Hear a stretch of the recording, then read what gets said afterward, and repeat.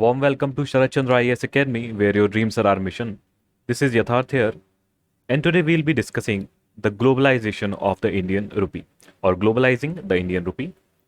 We'll be seeing various things. First and foremost, what is a globalization or globalizing, and how a currency can be globalized. We'll see this in the context of India and Indian currency, which is rupee. All right. So I have picked this article from this column. Perils of trading globally in rupee. What is peril? Perils means the trouble associated, let's say,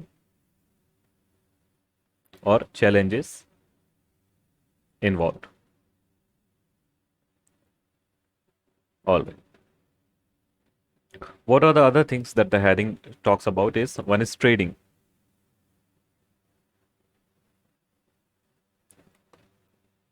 One thing is challenges involved. Third thing is globally in rupee, which is our domestic currency. And fourth thing, it says that money matters. It could lead to convertibility of the currency on the capital account. So it talks about the convertibility. Convertibility is coming from two words, the ability to convert.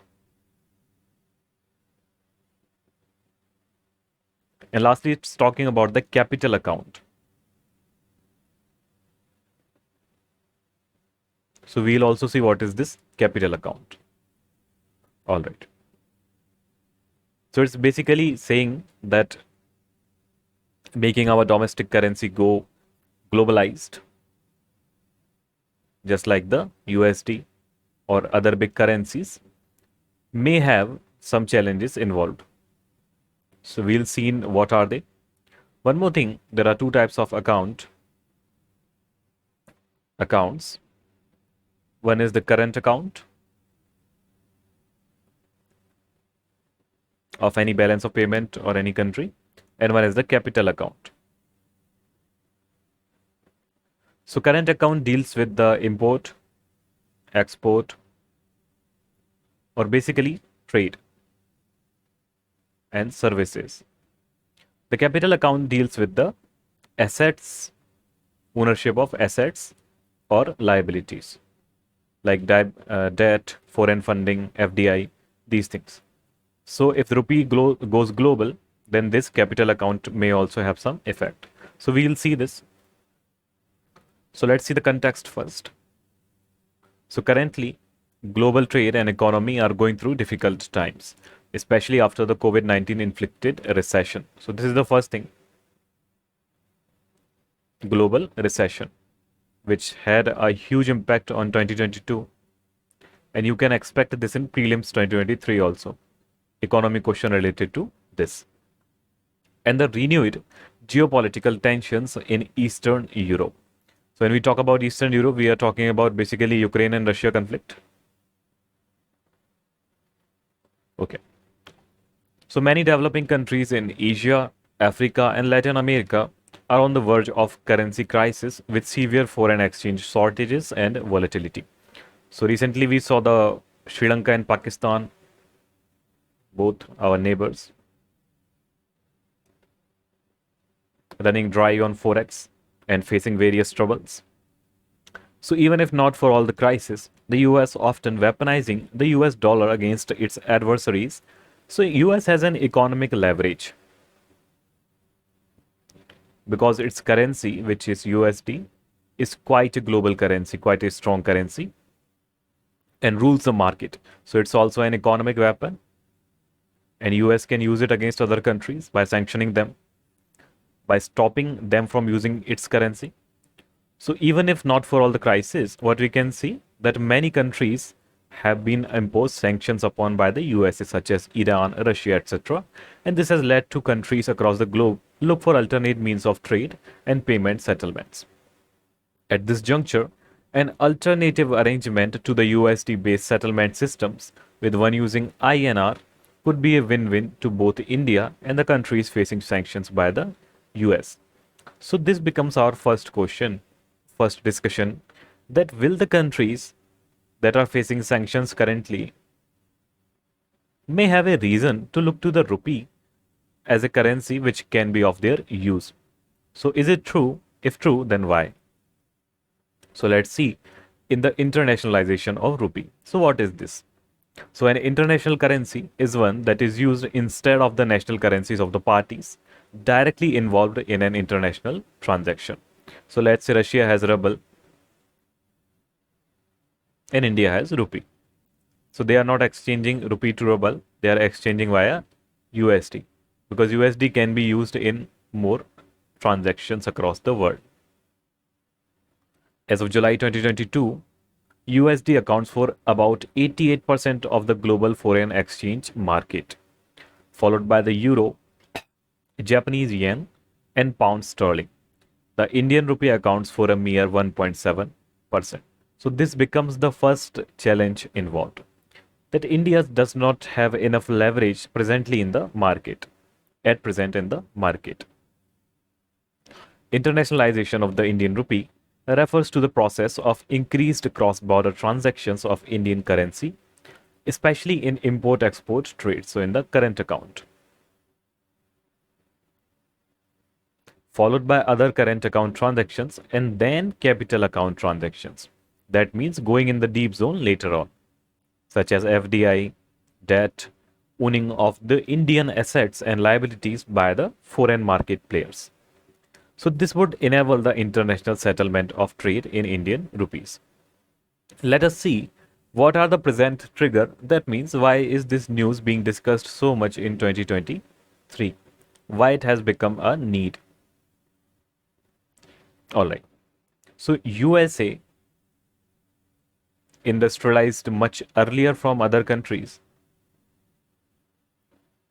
and its economy became so strong that the USD became the currency to go for everybody. So let's see what was the present trigger now, why things are changing or making a dynamic shift so soon. So the first thing is the Russia-Ukraine conflict. So this is a separate topic, the geopolitical tensions. But these geopolitical tensions have had their own economic repercussions. Be it the energy crisis or the food crisis. A major portion of the Russia's economy is based on the oil and gas selling. You can read about other many such gas or oil pipelines such as Nazopram, etc., or Nord Stream also. So if there's nobody to purchase it or it cannot be purchased through USD, the trade cannot happen, then it's a problem for Russia also, and so on for the other European countries. So we have seen this quite a lot in the recent months, can also be expected in the prelims. All right. Other thing is West Russia issue. So we have seen recently the NATO issue, the NATO developments. Finland has joined NATO also. And the NATO is basically a Western alliance, a Western military alliance. So it has been acting actively against Russia. So Russia and West, and with West I mean to say USA, are in a direct war situation, or an, let's say, not so much direct, but at least 30 to 40% in a direct war situation, both strategically, politically, geographically, and militarily. All right. What are the other things? So removal of Russia from the SWIFT system. So SWIFT system was heavily governed by the USD, and Russia has been removed from this.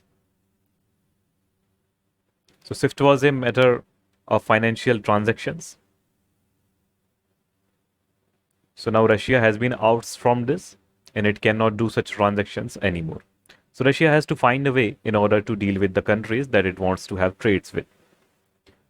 Let's see other things. India and Russia oil trade. So Russia has been supplying oil to India on heavy discounts, 30 to 40% discounted rates. So India wants to have oil, but it cannot trade with Russia in USD. So it's trying to set up a rupee ruble mechanism of the trade. All right. Just a second. Okay. So what has been India's reaction to all these developments in the global world?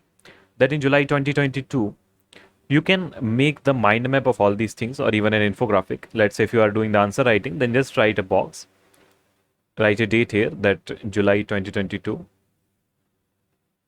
So you can write here RBI circular. Then write a date here and write the info here. So in July 2022, there was a RBI circular on international trade settlement in Indian rupees. So RBI took the cognizance of this situation. There were rupee trade settlement also, and there were circulars on cross-border transactions. One more thing was also governed in this circular, that the surplus rupee balance, if there's any country with the surplus rupee balance, so it will lead for capital and current account transactions. That's how, and the mechanism was set up basically.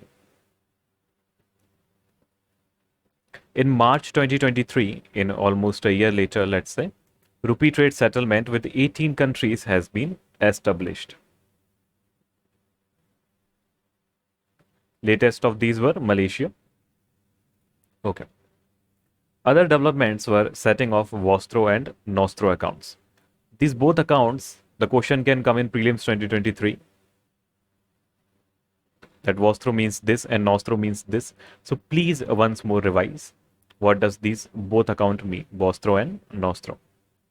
In April 2023, India and Malaysia recently signed an agreement for the rupee trade.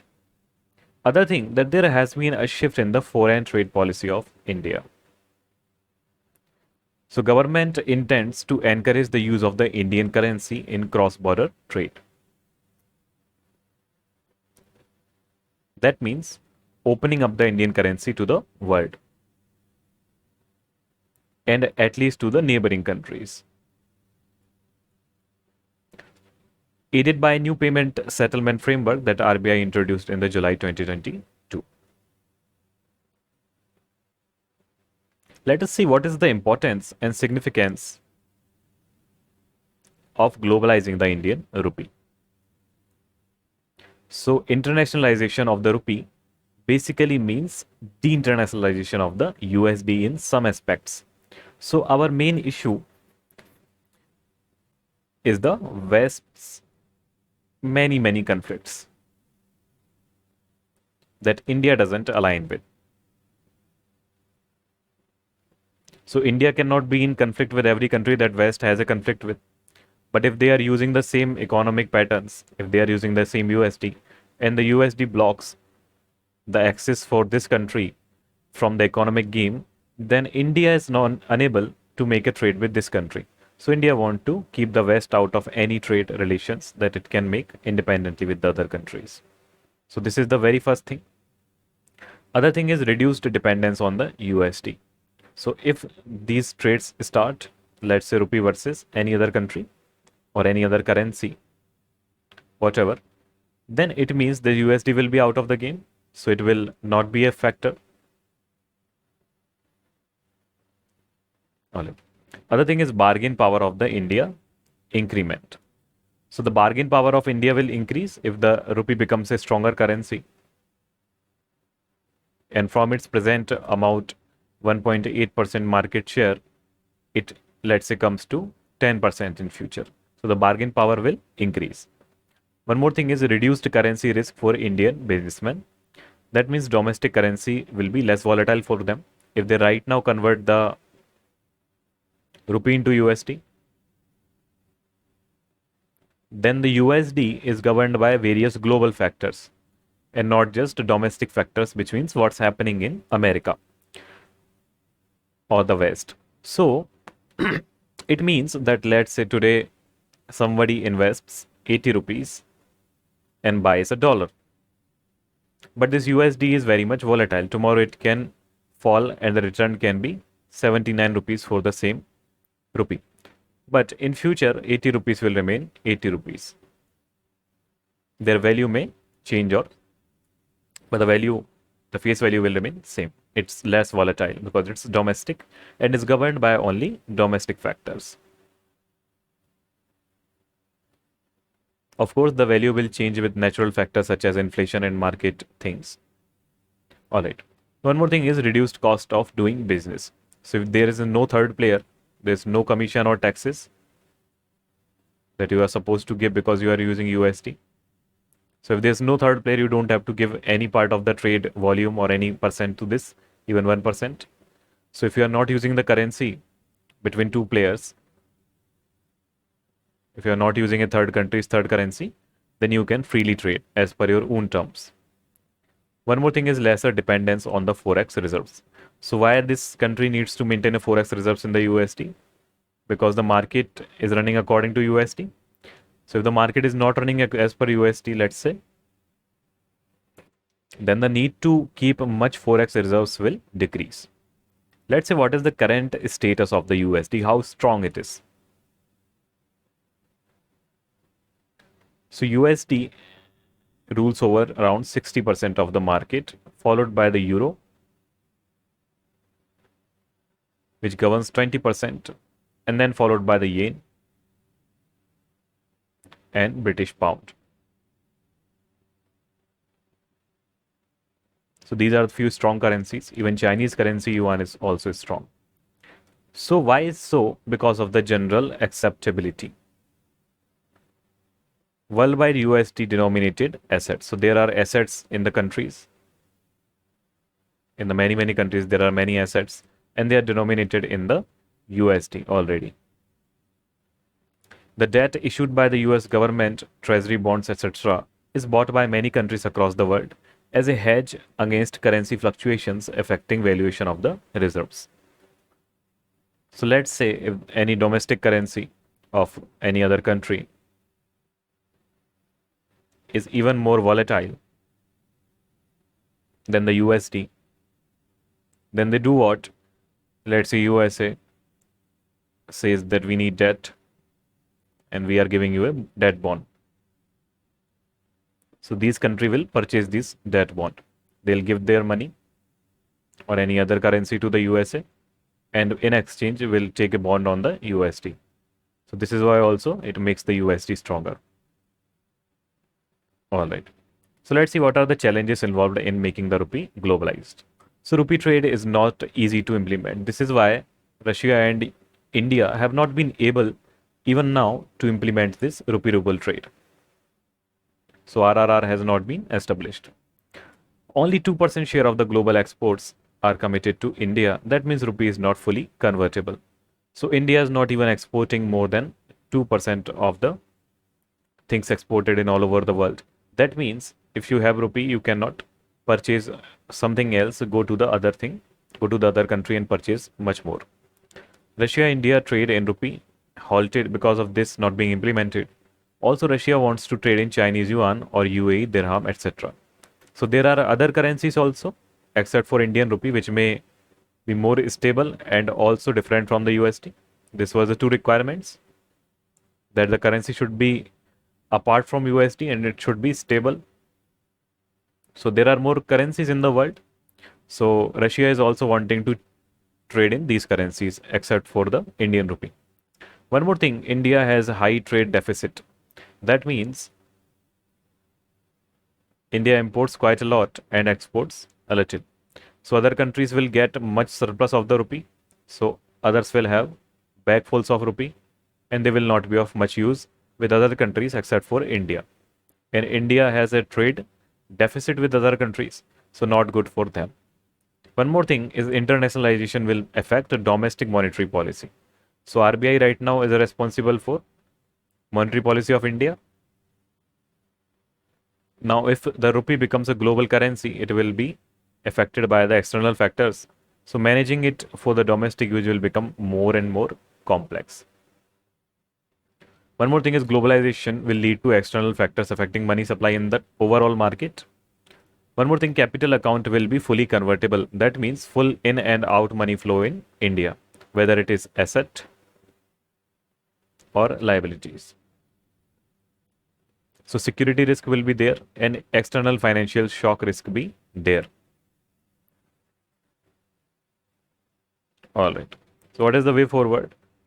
Learn from China and other economic or emerging countries. finalizing currency swap agreements with other countries. But it must be seen that China has trade surplus with many countries, and its currency, that is yuan, is already a strong currency. That means heavily accepted in the market. It also exports a lot. Chinese exports are everywhere in the market. So we can in future or in way forward follow the Chinese program, replicate it. But India's path right now is reduce the imports. Other thing is careful planning and policy making and focus on export enhancement. So reduce import, increase export, and easing the rupee flow. So this is a domestic policy, let's say government policy. So how much government allows the flow of rupee in and out of the country is based on the government's discretion and their policy making. So this can also help us achieve more globalization of the rupee. So this was today's lecture. I hope you learnt a lot. Thank you very much. I'll see you in the next video. Keep studying and be bright.